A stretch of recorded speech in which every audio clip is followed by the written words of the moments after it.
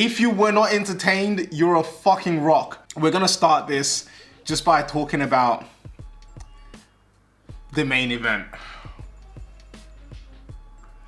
Volkanovski versus Ilia Topuria.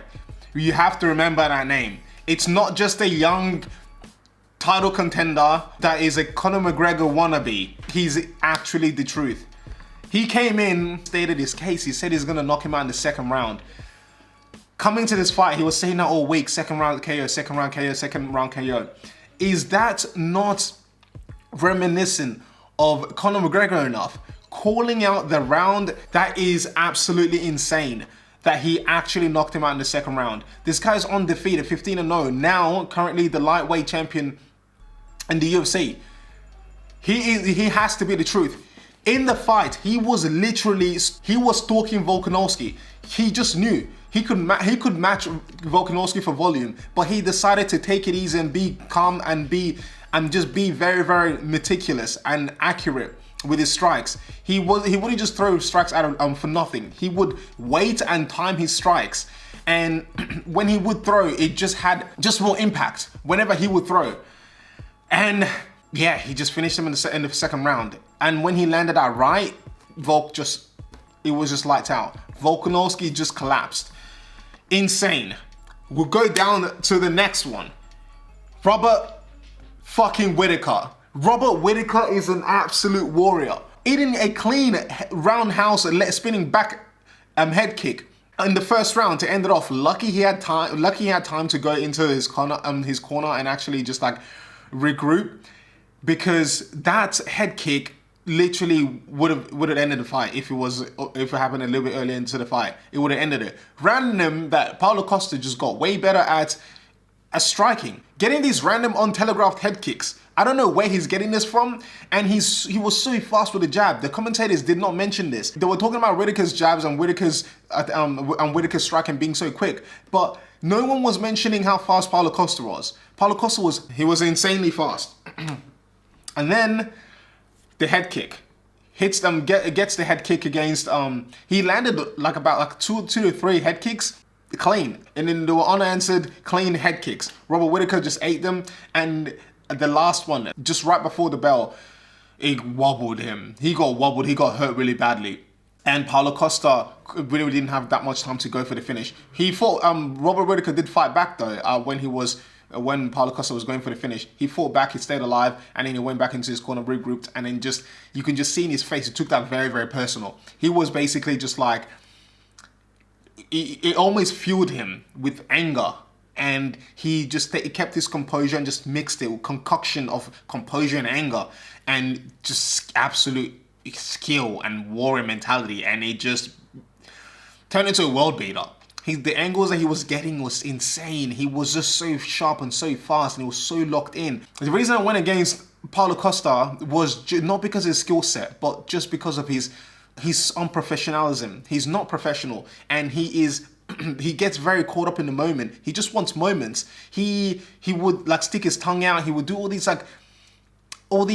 antics that like just in the fight. But whilst Robert Whittaker is just a more professional one out of the two, and it was super, super locked in, and he was just staring down. He was just focused on Paulo Costa. He just knew what he had to do, and he wasn't gonna take any other result by having his hand raised. Just Jeff Neal versus Ian Gary. Ian Gary. I knew exactly what was going to happen. Standing outside, picked him apart. Head kick, just kept it in the kicking range and just picked him apart. Jeff Neal he started off really, really good. He had some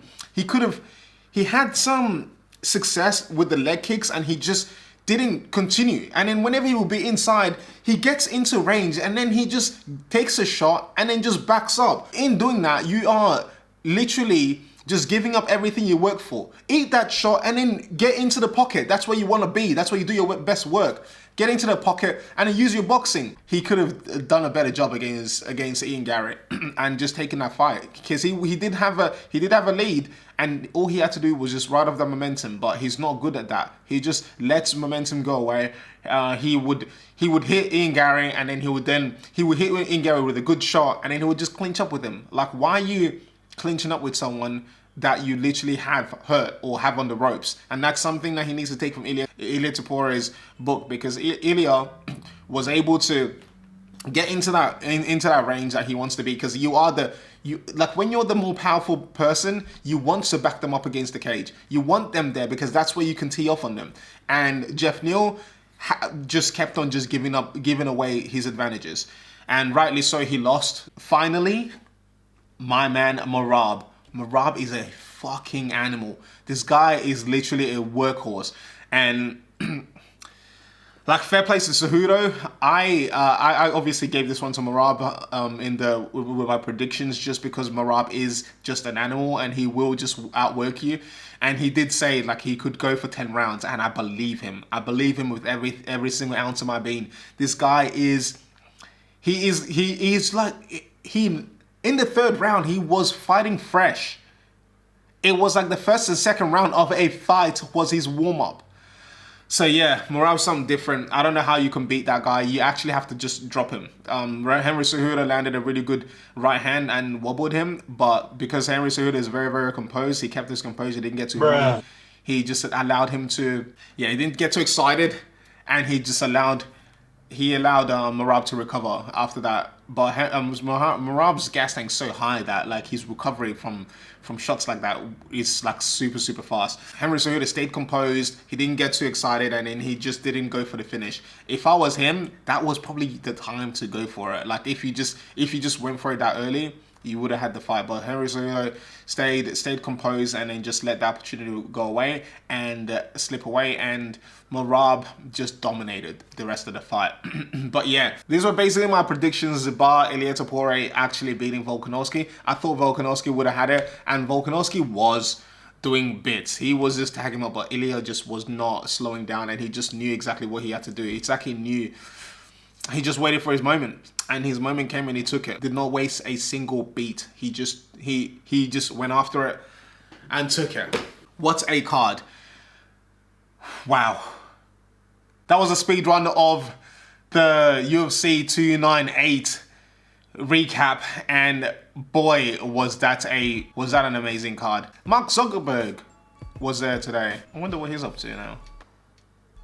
Anyways, hope you enjoyed the video. Like and leave in the comments what your thoughts were on UFC 298. Go ahead and subscribe to the channel, hit the notification bell so you don't miss an upload, and yeah, I'll see you guys in my next video. Get out of here.